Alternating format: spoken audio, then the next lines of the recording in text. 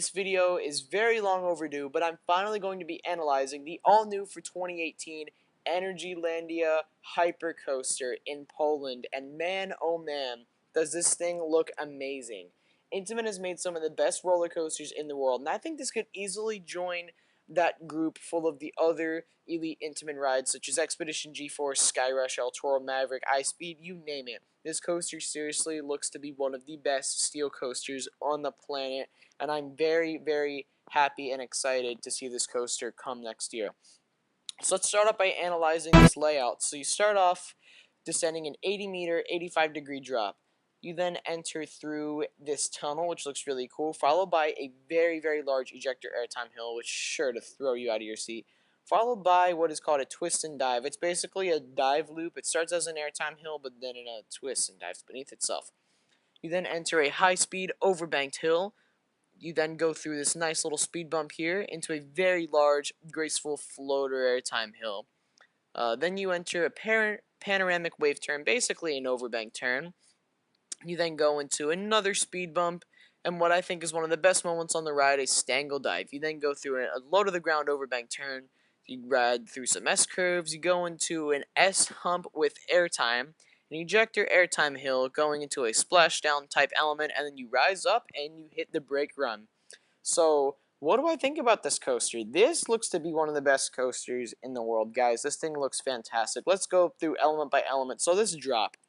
This drop seriously looks insane. This drop is 262 feet or 80 meters tall, and it is at 85 degrees. This drop looks ridiculous. It looks like pure insanity, guys. Just, oh my gosh. It reminds me of a drop like Millennium Force or El Toro, not El Toro, Skyrush. Just one of those great, great drops. After that, you go into this first airtime hill, which reminds me a lot of a Skyrush or a lot of an Expedition G-Force or even an El Toro airtime hill. It is very large and long-lasting, but it's sure to give you some insane ejector airtime. That twist and dive element has never been seen on an Intamin before, so I don't really know how to analyze that. You then go into this high-speed overbank turn or overbank curve or whatever you want to call it. It looks really similar to a stangle dive, but it's not shaped the same, so it's probably not going to give those stangle dive forces. It's going to be more like a positive G type thing, I believe. Similar to something you would probably see on iSpeed, I feel like. And then you go into this really, really insane looking speed bump, and my gosh, this speed bump is going to absolutely just haul you out of your seat. You're going to get thrown, and man, it looks amazing.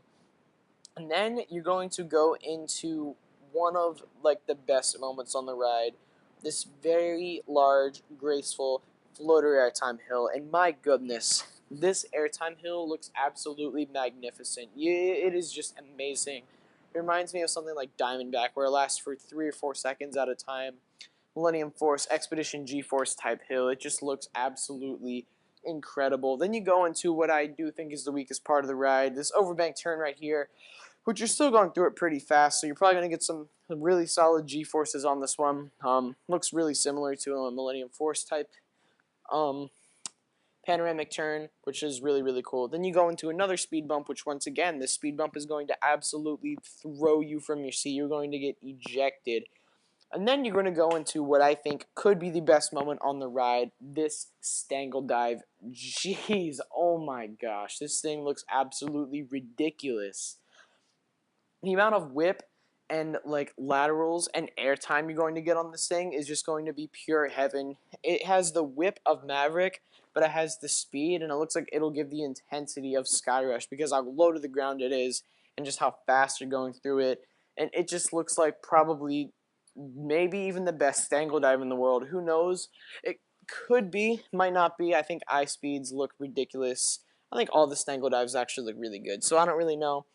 But then you enter this low to the ground overbank turn, which, my gosh, this thing will probably give you some insane G-forces as well. It looks great. And then you're going to go through some S-curves, which who doesn't love some intimate S-curves? Come on, El Toro, Maverick, they're everywhere.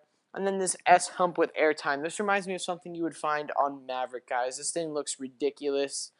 Just my goodness, you're getting just absolutely thrown. The amount of crazy I-305 whip you're going to get on this.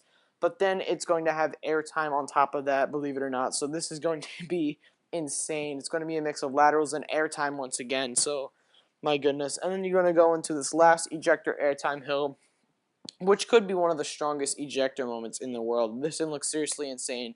Then into a splashdown, which we haven't really seen a splashdown on an Intamin before, so I'm really excited about this. It's not a true splashdown. It's more like a Manta or like a Maverick splashdown. It's not actually touching the water, unfortunately. It's just spraying up at you, so it's still a really cool effect, though. Then you rise up into the brakes. Guys, this coaster is literally a mix between all of the great Intamin roller coasters. It has a Millennium Force drop, has an El Toro airtime hill, that dive loop thing, I don't really know where they got that from. That's clever though. And you have this like I-speed sort of transition here. You got a speed bump, which is found like everywhere.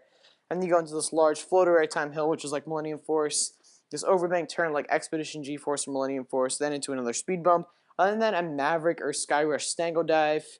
And I'm into a low to the ground, Expedition G-Force, overbank turn, and then an ejector airtime hill, which can be found on like the Megalites, and then the splashdown, which is unique. And then you're going to enter this brake run. So, and it also kind of stole the layout idea from Superman the Ride, because it starts as an out and back, and then the twisty spaghetti ball. You guys get it. Oh yeah, then the S curves, just like a lot of other Intamins out there, like my 305. Probably not as good as I-305 and Mavericks, but they'll still be great. But except that one S-curve with airtime, that's going to be an insane element. So guys, this coaster seriously looks incredible. All of these elements just stacked on top of one another. This is basically an all-star lineup full of Intamin elements, and they just like put it in one coaster. Like, what are some of the best overbank turns? What are some of the best airtime moments? I feel like they kind of did that and built it into this masterpiece, guys. The colors are beautiful. I love these colors. These are some of my favorite colors, especially on an Intamin coaster. I love this rich, like deep blue color. It is just beautiful.